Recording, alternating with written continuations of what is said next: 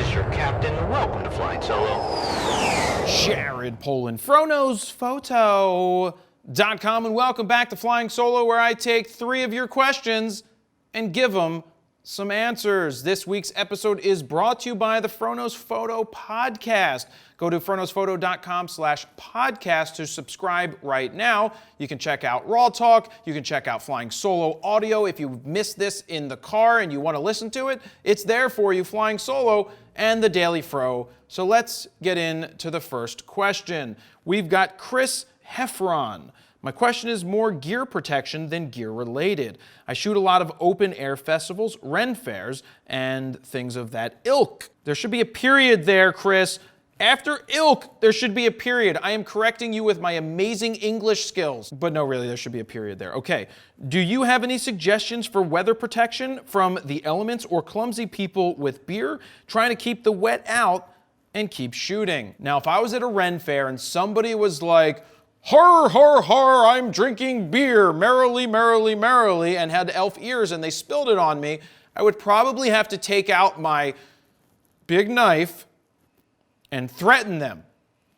Threaten them with stabbing. No, I'm just not a big fan of being around people drinking beer, though being at concerts for all of these years, there's a lot of beer that can be thrown. There's a lot of, some bands have fire hoses and they shoot water, or there's guar who shoot blood. It's not actual blood, but you have to watch out for those things. So what could you do? The expensive option is something like a Think Tank hydrophobia, which is fully going to protect your camera and lens in the shower.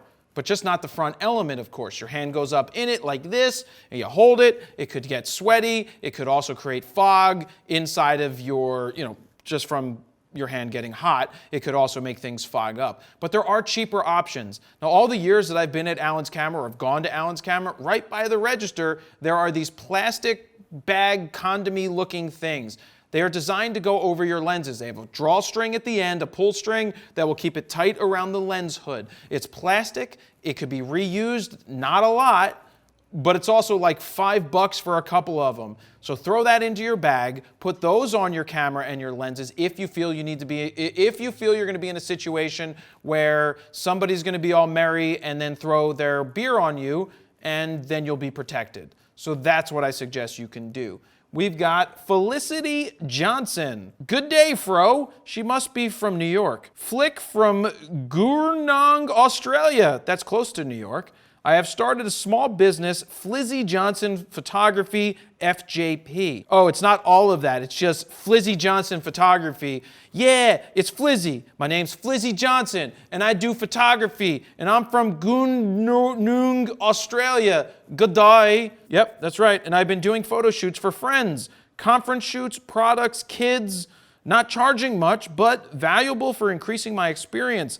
I have done this for a year and feel ready to advertise my services. Is social media the best way to advertise? Where do I start? Cheers. The best way to advertise, I think, is still word of mouth. If you've been shooting for a year and people aren't asking you for your information so they can hire you, then maybe something's wrong. Now, I'm not saying that's the case. I'm just saying at this point, word of mouth is the best. If you're doing all of these shoots with conferences, products, kids, and you are charging, but maybe you need to charge more for one, or let people know that you're looking for more jobs. Because just putting advertising out to social media may not be the best option for you. Now, you can target specific people. If you're doing weddings in your area and you want to target people who just got engaged or a certain age demographic, you can send ads just to them in the Gurnong, Australia area. I'm sure there's about 23 people there that you could target in your age demographic, but I don't know that area. Again, I could be wrong. So really, word of mouth